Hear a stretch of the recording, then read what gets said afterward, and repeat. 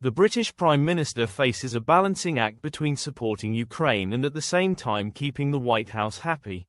Sir Keir Starmer is facing one of the biggest moments of his premiership as he attempts to balance supporting Ukraine in the war against Russia while at the same time keeping Donald Trump happy.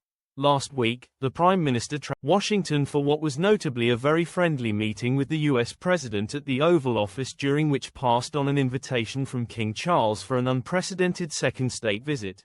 But fast forward 24 hours and President Volodymyr Zelensky was sitting in the same chair occupied by Sir Keir. But the reception for the Ukrainian quickly became decidedly played out before the media in scenes that shocked the world. The wartime leader of Ukraine was called disrespectful by Mr. Trump and Vice President J.D. Vance, before the US President pulled the plug on an expected peace deal.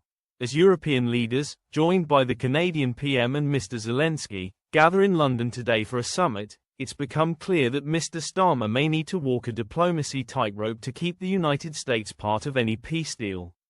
The Prime Minister said his driving purpose over the last few days has been reuniting Ukraine and the US after their presidents clashed in the White House. Sir Keir said he is working hard to bring about a lasting peace in the war-torn Eastern European country. Ukraine's President Volodymyr Zelensky will join the Prime Minister at today's summit alongside the leaders of other European countries, before he heads off to meet the King. Sir Keir told the BBC Sunday with Laura Kunzberg the encounter made him feel uncomfortable, adding, "Nobody wants to see that." The Prime Minister said, "The important thing is how to react to that.